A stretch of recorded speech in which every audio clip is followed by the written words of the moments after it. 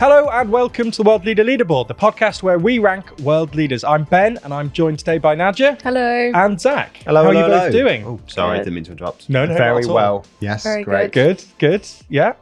So we're gonna crack on, and in the podcast we're gonna start with the losers of the week. We'll get into the audience suggestion.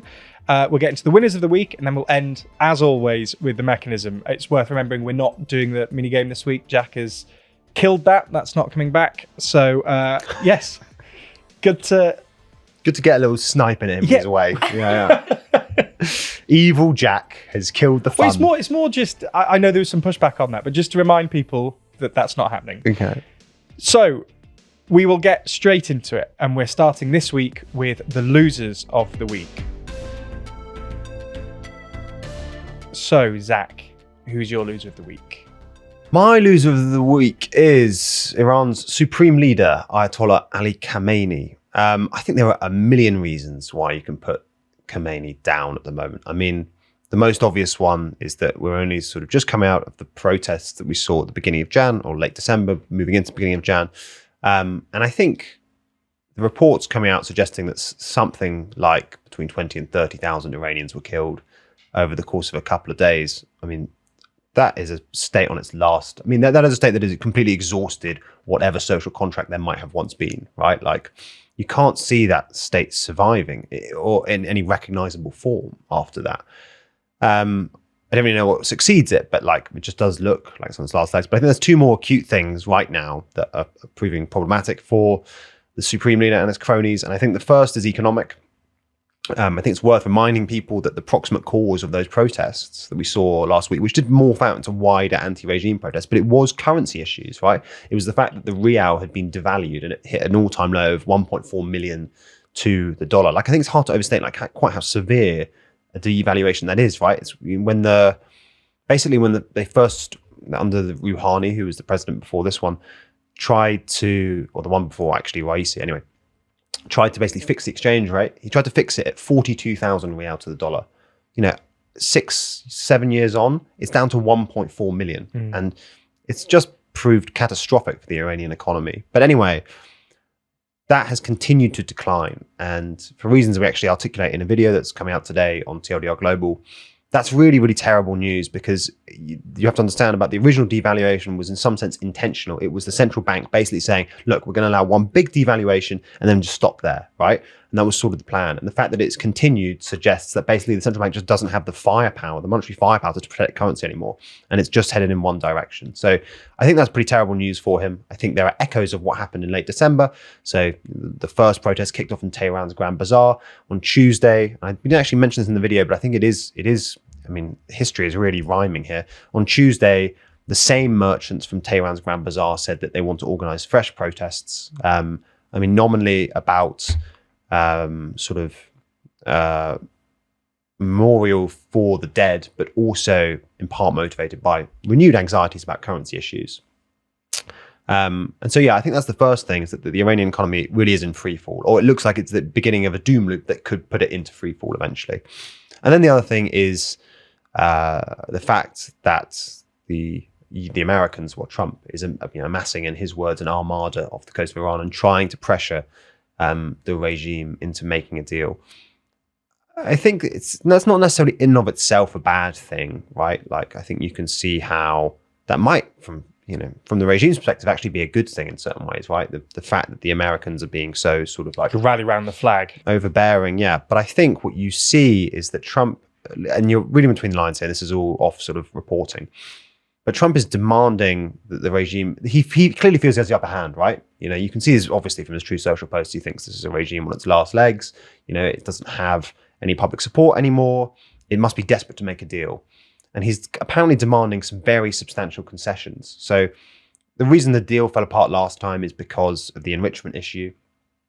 So for context, Trump actually did try before that 12-day war between Israel, Iran, and with the US help as well, because obviously the US hit those nuclear sites. But Trump actually was trying to negotiate a new nuclear deal with the Iranians. And the stumbling block was this very familiar obstacle of enrichment, because the Iranians were saying, we need domestic enrichment capabilities because basically for energy independence reasons, right? We need to be able to produce our own nuclear fuel for our domestic reactors. And the Americans said, no, you can't have any domestic enrichment capabilities because you could use those, those facilities to create highly enriched uranium, which you could then use a nuclear bomb, right? So they said, no, you can't have any of that. And oddly, there are reports that that issue has basically been solved. Before the war broke out, there were reports, let's say April, May this year, last year even, that the sort of halfway house that was going to resolve this impasse was it's called Nuclear Consortium, where basically instead of having like the whole nuclear fuel cycle in Iran, it would be spread out throughout the region, right? You remember that we did a video on this a while ago? So like Saudi Arabia might have some part of the enrichment facilities, Oman might have the storage facilities, Iran might have the actual reactors, whatever. And you'd create a sort of regional consortium of basically countries that Iran feels sufficiently friendly towards, and that they would thus not be anxious about sort of outsourcing its generation capabilities. And that looks like the direction of travel. So it looks like they might have solved that issue, and the Iranians have signaled they might actually be happy with that. But there are also reports that basically Trump is feeling very, very bullish and thinks he has the upper hand, and is now also demanding, I think probably prompted by Israel, caps on Iran's missiles and basically the range of missile. And also like Iran formally withdrawing support for its proxy network, especially Hezbollah in Lebanon, right? Because there was supposed to be this agreement where Hezbollah agreed that they would disarm with the Lebanese government, and unsurprisingly, they haven't really followed through on that. And they're now at a bit of an impasse. And I think basically what Trump wants to do is push the Iranians into severing support for Hezbollah and forcing them to properly disarm. And I basically think the fact that Trump is demanding such maximalist concessions leaves the regime with no good options, because obviously in some sense you might expect the regime to basically just take any deal on the table, right? It desperately needs sanctions relief to alleviate these economic crises and maybe mend relations with the Iranian public. But at the same time, this is a regime that clearly feels incredibly vulnerable, and I don't think that they think they have the political space to make as many embarrassing concessions as Trump is asking them to. Do you see what I mean? So I think that basically the fact that Trump is making some very maximalist demands, it just leaves the regime in a nearly impossible place, right? I think they worry that if they don't accept these demands, they get no sanctions relief, and the trajectory is just down at the moment, right? The economic and there's an economic and there's a political crisis, and they will only get worse if there is no sort of change to trajectory. But conversely, I don't think they feel that they could accept all of those humiliating concessions, right? I don't think they could go, okay, we've had, 18 months of recurring tensions, threats of military action, economic and political crises, but don't worry, Iran, here's what we've got out of it. A deal where not only do we not get enrichment, but we also get caps on our missiles, and we have to give up support for Hezbollah and Hamas. So where do you think the regime goes from here? Because as you say, this has been an issue that's sort of been going on for a number of weeks now, and as you say, the trajectory is only downwards. And as you've pointed out, the two main options available to them both seem particularly bad. So firstly, what do you think they are going to do? And secondly, what do you think they should do in this situation? I mean, I think what they should do is almost by the by. Like, obviously from their own perspective. Yeah.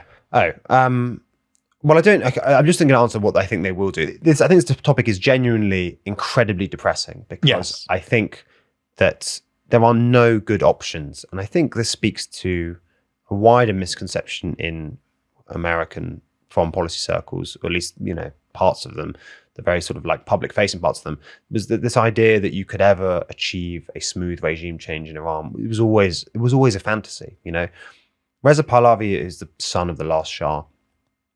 He's obviously a name, and like people are aware of him in Iran, and he is the sort of like dominant opposition figure, but he has no ground game in Iran. The idea that we somehow going to be able to install him and like pave the way for a democratic transition is just for the birds, right? And I think the most depressing thing about this is the regime is clearly not in a mood to make concessions. It will kill 30,000 of its own citizens it's just an appalling number if it is true, right?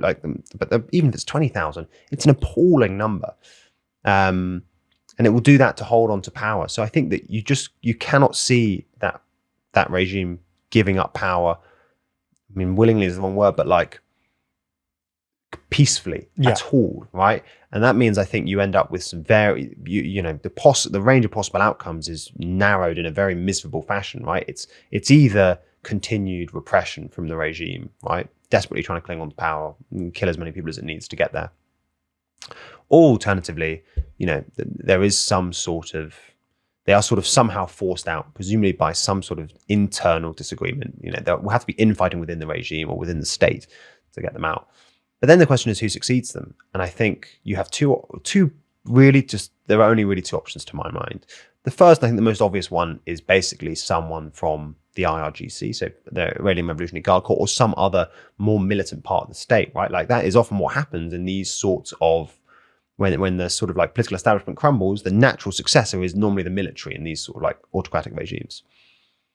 Or I think you just, civil war is non-trivial as well, right? Like you can very easily imagine a situation where no one faction is able to consolidate power, and you end up in a sort of slightly miserable civil war. And you can imagine, various countries, Israel, presumably the US, sponsoring their preferred sides in that sort of civil war. I just don't see a good outcome. This is what makes me really sad about this, right? I just don't see a good outcome.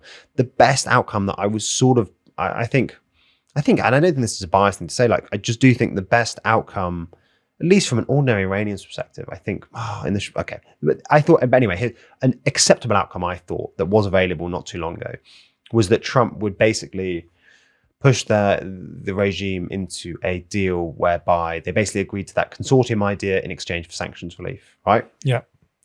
And I think and meaningful sanctions relief. And I think that would have maybe been actually an okay outcome, right? Because I think you would have stabilized both Iran's economy and its politics for a bit. I think you could maybe see a way where, given that the sort of more militant elements of the Iranian state and the sort of the Ayatollah himself and his inner circle have been like thoroughly discredited, you can see a way where that maybe paves the way eventually for some sort of, maybe not democratic with a capital D transition, but some sort of a transition to just a kinder state, a kinder Iran, a better Iran. But I just think that the fact that Trump is making such maximalist demands sort of precludes that outcome at the moment. And hopefully it's negotiating bluster, right? I mean, there is a universe where, people like me are only reading about Trump's maximalist demands because Trump is trying to publicly signal to the Iranians, look, I'm going hard, so that he has the political space to say, okay, look, you negotiated well. We're coming to this middle ground solution. But how serious do you think Trump is? Because we've seen this in other aspects of his sort of international foreign policy, where he goes in with these big claims. I know that he's obviously amassing his sort of armada. It's all looking like he might get involved. But do you think it's likely that he actually will? Do you think it's likely that military force is there as sort of just a show? I think. Do you think he would use it? Yeah, I think he would use it. I mean, I don't think he doesn't want to, deploy troops to Iran, but he clearly wants to either he clearly thinks that the Iran strikes on the nuclear facilities were a success. I personally don't think that is that cut and dry at all. That's a whole another topic of conversation. But he also thinks that obviously the Maduro extraction / kidnapping was a total success. And I presume the model for him is one of those two things, right? Like I presume, and he has made this quite explicit. He says that we know where the Ayatollah is, that sort of thing. And I presume that what he's trying to signal to Iran, the Iranian regime, is that if you don't take this deal, you will either get, basically sort of further strikes through nuclear facilities akin to what you saw in whatever it was, June or July, or a Maduro-style kidnapping or extraction of one of your heads of government. So yeah, and I think the threat of military force is real. I think Trump has proven just very, very, it's not just willing, he just loves those sort of shows of force, as it were. If you listen to his public comments, actually any of his speeches basically in the past month, and he is just constantly talking about how great the US military is with the whole Maduro stuff, bragging about like using discombobulating weapons, and it's sort of boyish in a way that is not necessarily becoming of a world leader. And you saw that as well after the Iran strikes. He's constantly talking about how like beautiful stealth bombers, and we did the biggest explosions, the biggest bombs, And I think he just is enamored by that sort of military might. So I just think yes. I think that I think Venezuela is an example where he has used that military force, but there's been occasions where he said or indicated he might either supply weapons or use the American forces and hasn't. So early on in his second term with Ukraine, saying that if Russia didn't come to a peace agreement, he'd give Ukraine tons more weapons. That didn't come to happen. Obviously, suggestions around Greenland. You seem quite confident that we should be taking this more seriously. And I'm not suggesting that that's not correct, but is there a reason you think he's more? I hope there's right. more reason to believe this one's correct.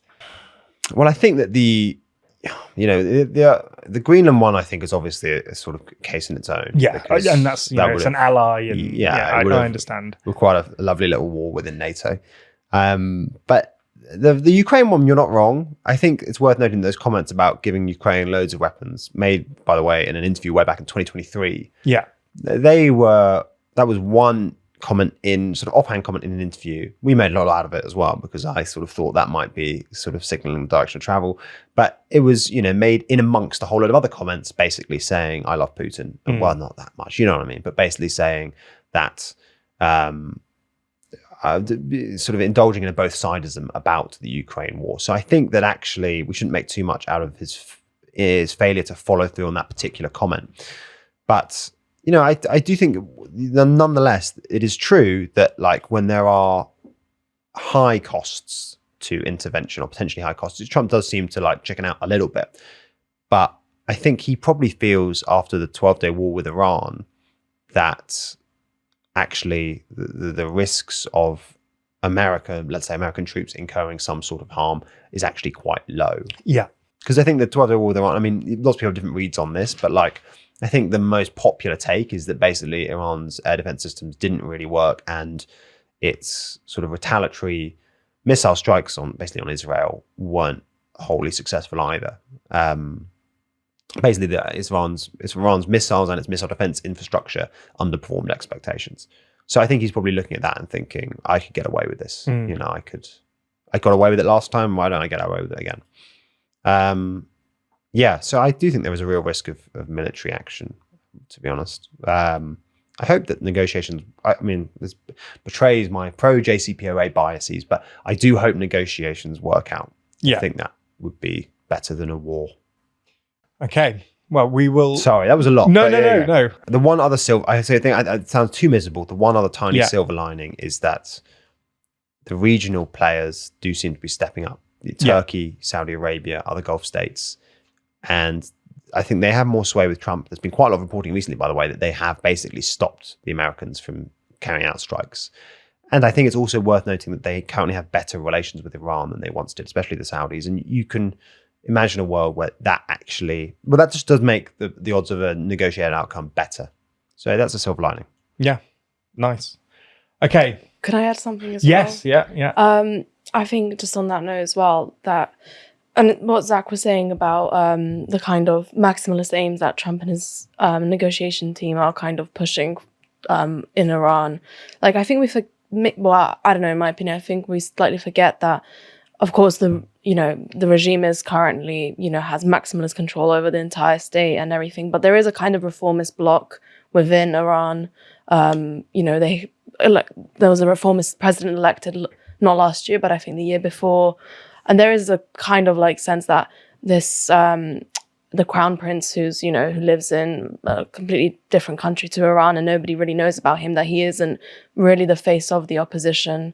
And that there does exist some kind of element that, democratic roots or democratic figures or parties in Iran that just need a bit of a push to like really kind of flourish. I think that's a really good point. Yeah, and that what Zach was saying, that Trump's maximalist aims, that Trump's maximalist aims are in a way kind of suffocating that kind of space for this reformist bloc to kind of like push out and Yeah, I think that's a really good point. Such a good point. Yeah, and we forget that Pezeshkian, it's important not to overstate it, right? It's relative to the confines of Iranian politics, but Pezeshkian, who was the president who was elected, is a reformist, and he won a shock victory against a hardliner. And only, a couple of election cycles before that, it was Hassan Rouhani who was in power, and he was a moderate and a reformist, and he's since, by the way, been put under house arrest because the regime can't tolerate even that level of dissent at the moment, right? So I think this is one of the things that I think we probably both find frustrating about the Trump policy is that, like, and skeptics would say we've been waiting for Iranian moderates for decades, right? It's fair enough, but like, I think the risk with the current hardline policy is that, as Naja just articulated, it sidelines the actual moderates in Iran, and the chances of you actually installing a pro-Western Reza Pahlavi administration is like zero. So the net effect could well be just miserable, or bad. Okay, well, out of a fear of us spending the next hour discussing Iranian politics, we should move on. So, Nadja, who is your loser of the week? Yeah, so my loser of the week is US President Donald Trump. We moved him down last week. I wasn't on the podcast last week, but we did apparently move him down last week for, I think, that ICE protests. Icy protests. I was going to say ICE, and I was like, ICE protests. But this time he's moving down for what happened over the weekend with the kind of release of like 3 million of something more documents from the Epstein files. I don't really want to... we don't have to go into this too much. There isn't really much to say, and it's kind of disgusting to talk about, but we should just like point out how damaging it probably is to Trump and his reputation, and how it also goes back against everything that he's claimed in the past with relation to his ties to Epstein. So of course, for some context, during Trump's election campaign in 2024, a big thing was that he promised that he was going to release the Epstein files, and that came also from a push of among his allies in his first term that went on to become influencers or right-wing podcasters or something like that, who were all pushing for these Epstein files to be released, thinking that they were related to, that they contained damaging information related to members of the Democratic Party or people in that circle. And so they kind of pushed for that, and Trump in his election campaign made that promise that he would do so. He gets elected, and of course U-turns on this decision and is kind of trying his very best to not allow the release of these files. But in December, finally Congress kind of pushed through his what's it called? They essentially went against Trump. They pushed through it. They released a handful of files in December, and then over this weekend that just passed, they released 3 million more, and Trump's name is included like 1,000 times. In those files, there's also a handful of clippings that were gathered by the FBI, made of allegations against Trump for like sexual misconduct, for rape, for all these horrible things, which the FBI says are unverifiable, but there's a lot there.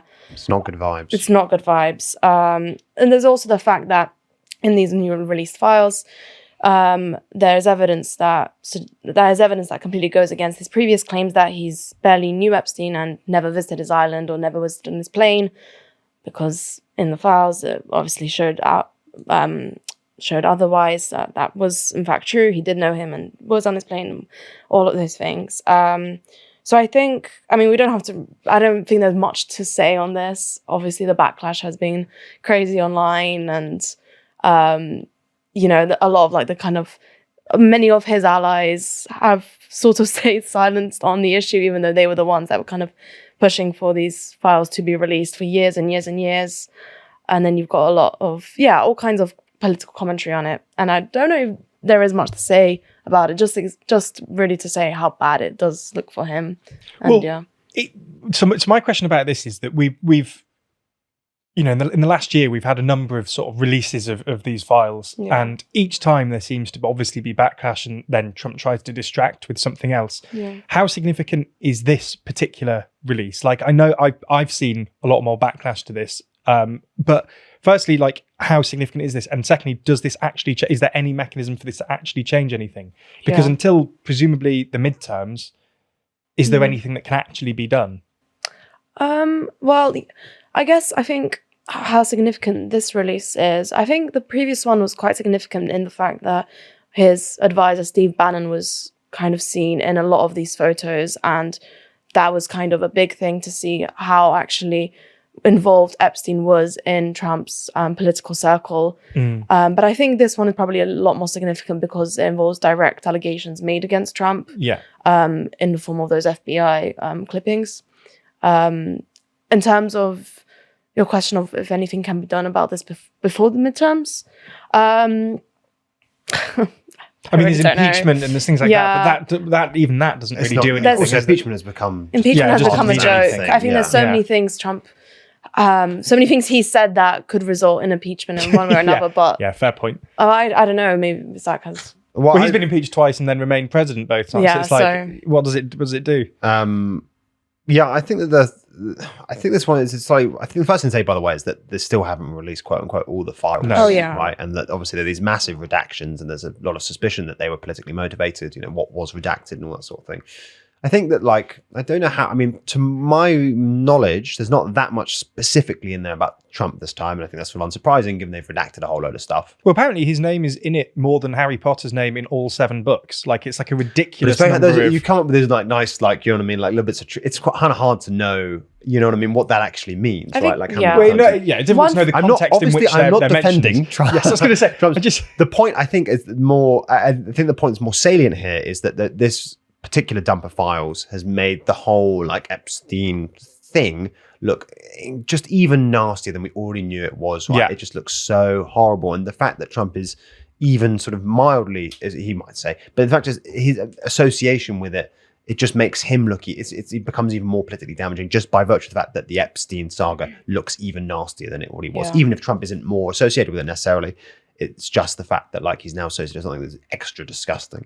And I just think it's one of those things where like it's hard to measure the net political impact because it's probably not a top issue for the median voter, but it really takes the energy out of MAGA, right? Like I think it's hard to measure, but like quite a lot of Trump's electoral success. Probably fair to say is it was driven by this, you know, the Joe Rogan adjacent online like Twitter sphere, and you can see how this is a big issue for them, and they have all really sort of mellowed in their support for Trump, if at all, if they do support him at all, right? You know, quite a lot of that comedy circuit, the podcast circuit, has completely turned on him, right? Joe Rogan is not a big Trump fan at the moment. So I think it takes some of the energy out of MAGA. The one thing I do think is weird about this, I think this is the reason I mean, we don't really cover the Epstein stuff. It's not really our bread and butter, you know. But I think it's completely, for lack of a better term, like completely to like our collective epistemology. Phrase, right? Like it's, you know, I think until really quite recently, there's a very useful distinction that you could quite make between like a conspiracy theory and like normal political discourse, right? And the fact that like the most outlandish, nasty conspiracy theory turned out to be, I mean, maybe not quote true, the capital T, but pretty close to true, has totally fucked our like collective epistemology. If you'd have made this claim 10 years ago, your average person would say you're insane for thinking that this sort of thing could even happen. And the fact that that's now, as you say, been proven to be pretty much bang on the money. Crazy. Yeah. And it's completely fucked our collective epistemology. And it means, and I think it's bad because obviously I think the Epstein thing's bad, but I think from like a democratic perspective and a deliberative perspective, our ability to deliberate and talk across the political divide, it's terrible because it was useful to have things that were in the conspiracy theory box and things that were in the politics box. You know, even if Joe Rogan would have always said that was never a fair distinction, it was useful because it meant that we could all focus on the politics thing and we didn't have to like constantly dig down epistemologically to like justify our claims. We just were like, okay, we're not going to do the whole 9/11 was an inside job, you know, the Clintons assassinating people thing. We'll just talk about these things. And it was like shorthand, it was convenient. But now we don't have that same convenience. You know, now you can start off conversation. People see what I'm getting at here? You can start a conversation with someone and they'll be like, oh, you only think that because of the Is it like the Overton window is like widening in this sort of remit? It's both that the Overton window is widening and also our ability to quickly and in shorthand discern what is like might be true or might not be true is falling apart. And like having that shorthand for being like, okay, that's conspiracy theory nonsense and that's probably true was super useful, right? And for the most part, good epistemologically, because actually lots of conspiracy stuff was nonsense, and we didn't have to spend all our time being like, going through that stuff and being like, okay, this is why this is nonsense, this is why this is nonsense, and we could quite quickly talk about things that might be true. Do you see what I mean? Yeah. Right. The things that were like obviously nonsense, and the things that were probably not nonsense. So we're now going to have to relitigate all kinds of conspiracy Exactly. theories. That's the perfect word. Right, Relitigate. So we're going to have to go through theories. world being flat. And, it's also just like crazy outlandish claims. Of course, yeah. Now someone makes a crazy outlandish claim, we can no longer so quickly dismiss it, I don't think, especially in the US, right? Especially in political context in the US, right? Tucker Carlson spends his life doing that at the moment, saying stuff like, is it a good thing that we won World War II? And that's the sort of thing where, again, said that 10 years ago, immediately in the bin. Shut up, nonsense. But now, and I think Epstein is part of this collective disintegration of our like collective sense of what is instinctively true. Now that sort of claim gets treated with a sort of seriousness that I personally don't think it deserves, but I can see why it does, because actually there were a whole load of outlandish claims back in the day that did turn out to be sort of true. I just think we underestimate how much the Epstein thing has just like f***ed our collective instincts for what is like worth talking about and what is not worth talking about. I think that's a really bad thing, because when we don't have an agreed upon sense of what is worth talking about, we are just swimming. We are just swimming in a sea of chaotic claims. Well, some positivity. We're all just drowning. That's what's happening. But yes, you see what I mean? I think it's a really good point, and I think that's sort of an angle to the Epstein stuff that doesn't regularly get discussed, is the sort of the effect that this is having on political discourse. And I think you're absolutely right. I think this is going to open a can of worms in the next few years that is going to be, it's just going to be so difficult to deal with. We are just going to spend our lives, we honestly are going to spend our lives, people don't have that much bandwidth to talk about politics. All that bandwidth is going to be exhausted disproving or diving into conspiracy. And that also dilutes the amount of time we can spend discussing other sort of traditionally important... It doesn't just dilute it, it completely closes it off. Because who wants to have a conversation about like what, the base rate of the Bank of England should be setting? Me. Well, yes, other than you. When there's all these, massive claims being made that you can't really put to bed. Because as you say, this isn't going to be ever sort of fully put to bed. This is always going to be, at least for the next Trump term, this will be discussed. No, I think for the foreseeable future, it is going to totally our collective. It's just, I think our deliberative faculties, basically. Like, I think our ability to talk about politics. And it's not even confined just to the US either. I mean, you've seen this touch on all different kinds of politics. I won't get into it here, but I'd love to. But obviously the way that that's affecting UK politics at the minute, that seems to be the thing dominating the news this week. I think it's a lot worse in the US because it just touches on so many US elites, right? Like, it touches on Bill Clinton and Donald Trump, and like, I think that's worse for the Americans than it is for us, right? Because the fact that this is having an impact on Starmer, the fact that he'd appointed Mandelson after everything. But I think I mean here epistemologically, right? Like, yes, I am. Yeah, I am aware. Well, that's quite a depressing thing to end on for this section, but I think we should probably move on before we completely depress the audience and they all stop watching. So we'll move on to the audience suggestion. Okay, so we're going to move on. We're going to move on to the audience suggestion. So obviously each week we will have a look at what the most liked comment is for, a suggestion for this section. And last week, the most liked comment was Al-Sharaa. So again, if anybody has any suggestions, leave them in the comments and make sure you're liking and disliking the other comments so we can choose one for next week. But this week's was Al-Sharaa. So, Zach, is he a winner or a loser? You want to go first? Oh, no, okay. No. I realised I've wangled on for a while, but I can't. I think he is a winner. Definitely a winner.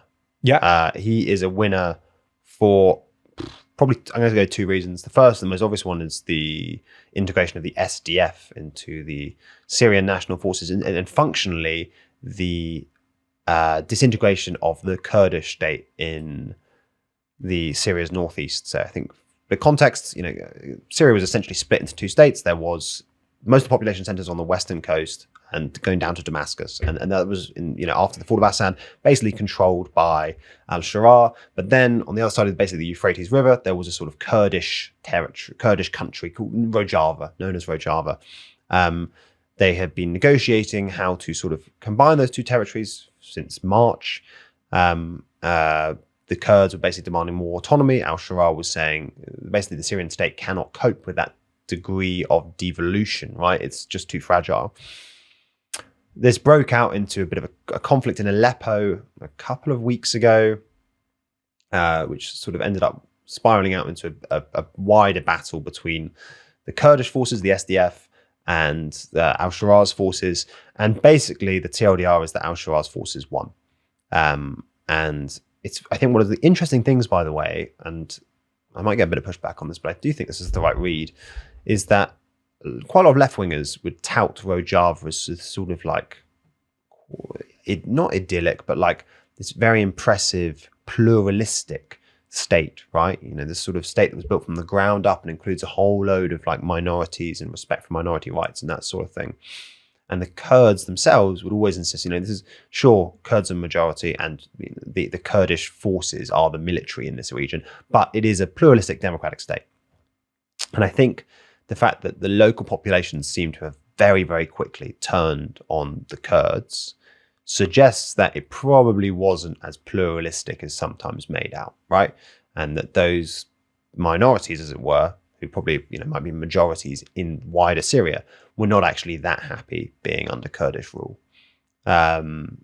Yeah, so I think that's the first thing. The other thing, by the way, and very, very quickly, is that there have been reports that basically those big Middle Eastern players we talked about who have negotiations with Trump and Iran at the moment have been pushing for, as part of any deal, Israel to withdraw from southern Syria, which would go down very, very well for al-Sharaa. And Nadia? Yeah, winner, definitely. For his whole kind of, ever since he got into power, he's been pushing this state building of Syria, of uniting the country from the ashes of the previous rule. And I think he's basically doing that and he's fulfilling his aims on that. Yeah. He's integrating all of the militias and different armed forces in the country into one united control, one centralized military force, which is his aim to do so. So I think all in all, considering what he set out to do and how it's going for him now, he deserves to be moved up for that. Yeah, so our decision is that al-Sharaa is a winner and will be moving up on the board. Now, before we move on to the winners of the week, we should point out that the next edition of our magazine, Too Long, is actually in the process of being completed. We're just at the end of the writing of that. And I know that we say this every time, but it is an amazing issue. This one we've got, we're revisiting the old influential list that we did. I can't remember exactly which edition it was. Was it 3 or 4? And we're looking at how people have moved. So obviously we've sent out another form to the audience to see where people think, you know, world leaders have moved. And in this edition, we're assessing how people's influence has changed since the last time we did this. And we've got a number of articles looking at world leaders, business leaders, some cultural figures, seeing how their influence has changed since the last time we did that. That obviously includes the audience suggestions and obviously our own suggestions in that. That's not the only thing in the magazine, though. As ever, we've got sections on global politics, on European politics. I've written a lot about British politics. The nominal focus of this one is to do with the breaking up of the United Kingdom. So it's the disunited kingdom. So there's a lot in there on the different fractures and splits within British politics, which has been interesting to write about. Obviously, we've got a big year coming up in terms of elections with the Scottish, Welsh local elections. So that's been quite interesting to write about. But I'm obviously not the only person that's written in this. So are there any particular articles that you've either been in the process of writing or are going to write? In some of the cases of the panelists here. I'm not going to sort of let on who's not started their articles yet, but yes. I personally have enjoyed writing an article in the global section about the way autocrats or authoritarian leaders use religion to consolidate their power. I'm really interested in like religious studies. Yes. I think that's like my third maybe like article for Too Long that I've delved into that. And yeah, I really enjoy writing this kind of more niche things that I don't really get a chance to. Yeah, and that's the sort of thing that we don't normally do in main videos, and it's one of the main benefits of the magazine. Yes, sort of write about those kinds of things. Yeah, I honestly hadn't thought about it until you did the piece, but like when you start thinking about it, they all do. You know, they all use. Like they all, do you know what I mean? Like all the autocrats do. Oh, right, yeah. Like they do end up leaning on religion. I don't know. They all do. They all I was do. Like, who? Too long? But you know what I mean, though? Like you start noticing the trend. You know, I'm just looking at our board at the moment. Oh, yeah.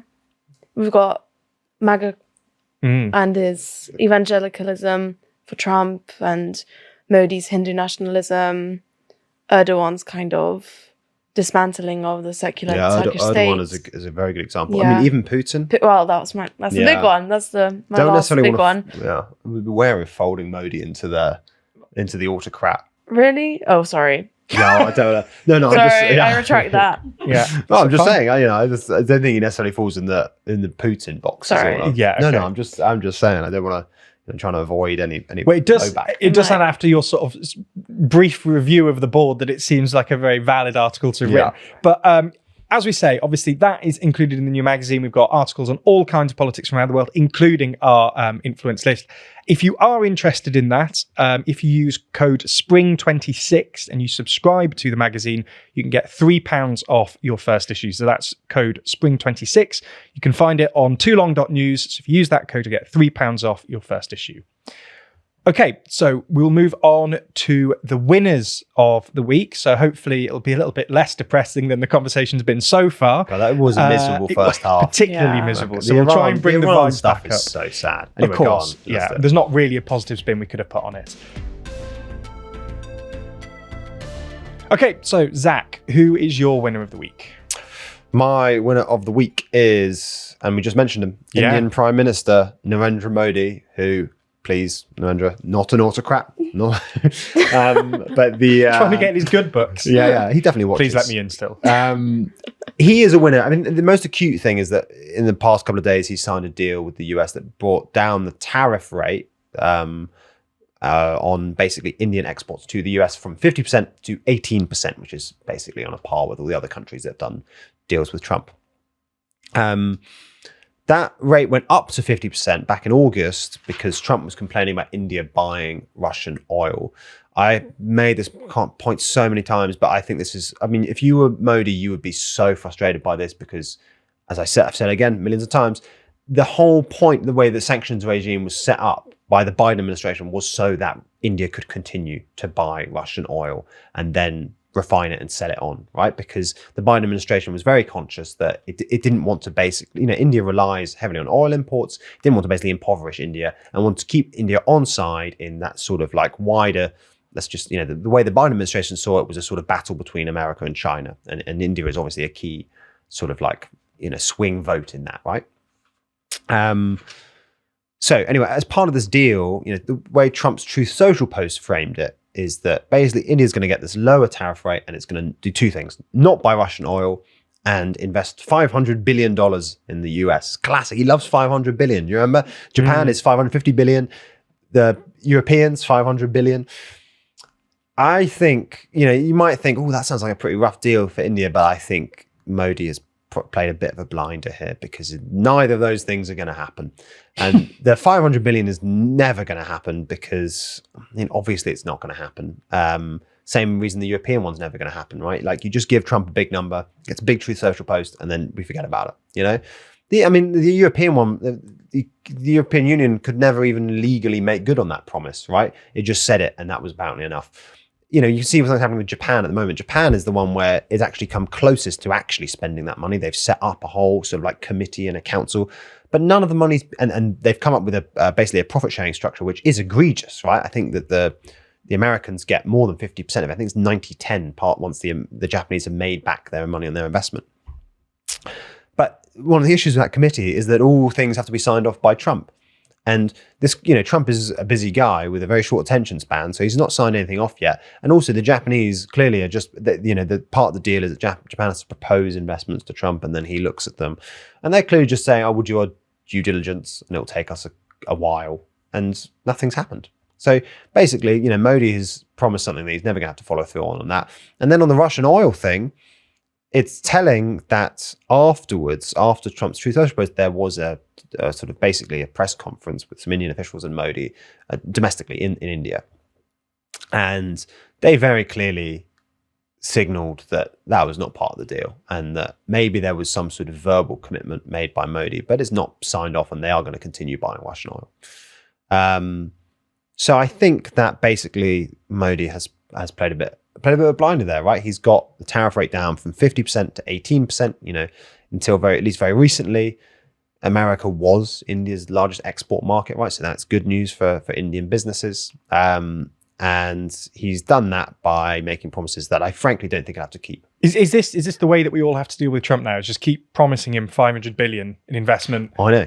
get what we want, and hope that we never have to pay it? Is that Starmer's new strategy? Is that what we should be doing? I think that I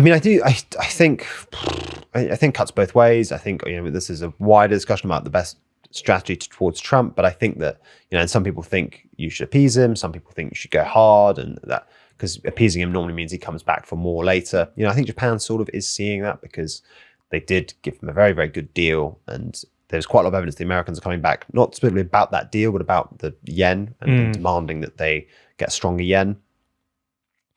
I think leaving that aside, basically, yes, I think basically you can make big promises that you don't have to follow through on. I think that Trump, what he wants from that is to then put a thing on Truth Social saying, I got 500 billion. And then he clearly has this list somewhere of investments that have been committed to. And him and Lutnick constantly going around being like, we have got $2 trillion in investment. And it's not true, but like it's rogue when you get your US accent out. I know. I didn't like it at all. I don't think it was very good. But I felt I had to do one for Lutnick because he's so American. Like he's the most American dude of all time. Yeah. It was really, it's not interesting, but at Davos, you could just see all the Europeans just sort of being like, not really sure how to take this because then, you'd be in like a panel and Lutnick would just steamroll in and just be like, we got trillions of dollars. And they'll be like, well, we asked you about sustainability. And you'd be like, we're so rich. And you're just like, oh, I'm sorry. Anyway, but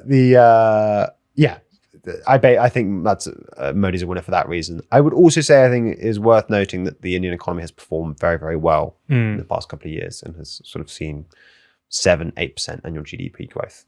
Yeah. It's still a poor country, in per capita terms, but I think, very strong silver linings there. Nanja, do you have anything to add to this? Yeah, well, not much, except for the last bit on the economy. The rupee also is doing quite well. It's that's a good point. Yeah. Which is, again, good signs for Modi. Yeah, you might be able to pay that 500 billion. True. It's possible. Yeah. So should we move on and Yes. to your winner of the week, Nadja? Yes, sure. My winner of the week is, and I don't know, not too sure how I need to actually introduce him, but he's a new person on our board. It's the most likely prime minister of the Netherlands. Sorry, that was pretty bad. Isn't he already the prime minister? He's not quite signed in. Yeah, he's not quite signed in yet, but he's gonna be really soon. Yeah. Rob Yetten. He won the elections earlier last year, and he has now signed a coalition deal with two other parties, the VVD and the CDAs, and they're leading a kind of liberal centre-right government. And yeah, he's very most likely to be the next Dutch prime minister, the youngest Dutch prime minister so far. How old? He's apparently 38. Ben, yeah. Did you say? I thought it was 39. I think he's one of the youngest on the board. Surely. Definitely one of the youngest on the board. He also looks like a young Pedro Sanchez. He does. He's a bit more. I was going to say human. That's a bit rude on Pedro Sanchez, but like he's a bit more. Really he's a bit more expressive. You know what I mean? Yeah, he is. Yeah. Maybe it's just those pictures. Maybe Yeah. Pedro's got a bit more silver hair as well. Yeah. I think. But no, Rob Yetten is going up because of this. So the coalition itself, it was a bit controversial coming to agreement, but they managed to do so. And maybe I can just talk a bit about the kind of key points that stand out to me. So on housing, for instance, and we actually did a video about this a few weeks ago. The D66, which is his party, it's a Liberal Party. They've been very big on kind of building affordable housing. The housing shortage in the Netherlands is in absolute crisis. The absolute tatters. Around 390,000 homes are needed to actually meet the housing demands that are currently in place. So they've been very big on building more affordable housing. They even have some crazy plans to build new neighborhoods and brand new cities even to kind of fulfill this need, although we're not too sure where they will be building these neighborhoods because the Netherlands itself is quite a tight, small country, and a lot of it has been built over on already. And any other development that kind of goes against environmental regulations in the country anyways. but that's what they're planning to do, and it's quite interesting. Another thing that they want to do is to increase defense spending, so to increase it to 3.5% by 2035, and to scale up their military by like 100k plus 100,000 extra personnel, which is kind of massive. And one of the probably more what is it at currently? It's at 226,000. They want to make it 122,000. Oh, so that is massive. Yeah. It's like quintupling. Yeah, it's quintupling. Massive. And then one of the last things that are kind of important in this agreement, and have actually pushed some people to say that despite this coalition itself being a lot more centre-right than it's a lot more towards the centre compared to its previous Dutch government, which was the most probably far-right government in history, is that they have continued that previous government's policies on asylum and migration. So they've reinforced those harsh restrictions, such as limited family reunification rules that the previous far-right government pushed for. So that will still be in place. And that's been criticised a bit. But I guess they had to come to some kind of agreement, and that's obviously migration and asylum policy, reforming asylum policy is a very important topic in the Netherlands and in Europe as a whole. So we'll see how it goes for Rob Jetten. It seems like he's been able to create quite a stable coalition for now, and he's moving up for those reasons. He's going to become the next prime minister. Yeah, That's become the pretty next good. prime minister. How close is he to being the next? Just needs to be signed in, I'm pretty sure. Oh, so it's they have the coalition deal. They need to appoint the cabinet. He has only got a minority though. He has only got a minority. I think he's 66 seats Yeah. in 150 seat chamber. So he'll need 9 extra votes. I think that's how they get appointed. Is just a majority. I'm not sure. I'm not too sure. But he'll be the next prime Yeah, minister. the next prime sure. minister. Because I'm only asking because it would be a little bit embarrassing if it fell through sort of next week. We had to get rid of him from the board. But if it's that certain, I will take that. Yeah, no. That's very fair. That's very fair. No, I mean, given everything that you've sort of explained about his sort of policy platform and everything, it seems understandable where he's. And as you say, the military spending seems quite an interesting part of that, and how much he's increasing that. Yeah, I guess that's part of a broader pattern across other European countries who've, there was a really big push by Trump last year for European states to increase their spending, defense spending. We did so many videos on it as well. That's kind of died down since then. Like a lot of kind of Trump's adventures and stories. Another, by the way, promise. Everyone's just said we'll do 5%. Oh yeah, no one. Yeah, And it's not going to happen. No chance. Another 5. Yeah, why not? Well, let's go 25%. 500. War footing, 50% of GDP. Why not? Let's just enlist, conscript everyone. Yeah. Yeah. But yeah, so he's going up. nice. So he's the next one on the board going up, and there is a possibility he could be moved up again because we're going to move on to the mechanism. You So love the mechanism. I love it. Best bit, better than the mini game. So, as there's only 3 of us, we do need unanimity. We're going to start with the losers of the week. So, your options are Ali Khamenei, Donald Trump, That's it. and that's it because the audience suggestion is moving up. I think Go on, I think Zach. we got it. I am going to go for Ali Khamenei. Yeah, Khamenei. Ali Khamenei. I think it's Khamenei, but anyway, whatever. But Same. yes, yeah. same. I think I spelt it wrong, but it's same. I think I spelled it wrong as well. Yeah, we'll just flash that Just up real loads of- quick. Hope Yeah. no one Typos. notices. Yeah, let's move on. Yes, so Ali Khamenei is going to be moving down another place as it was unanimous. So we will move on again and we'll go to the winners of the week. So the options are Narendra Modi, Rob Jetten, and Al-Sharaa. Ooh, you ready? I'm not. One moment. So leisurely. What might it be? Probably. It's because you're both going to got say the time, same Ben, come thing. on. And I'm going to be the one that stops it. Go on. Well, I'm You leaving didn't it to the even bother audience. to rub the first one I out. don't have a rubber. Oh, do you not? Yeah. Sorry. Chill out, fair. mate. Chill.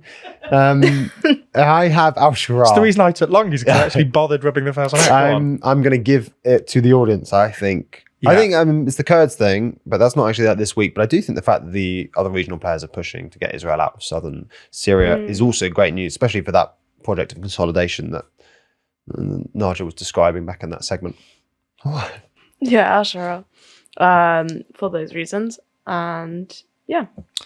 I've gone with Modi, and that's because I was quite convinced by your promise the world deliver nothing and get all the concessions you want from Trump.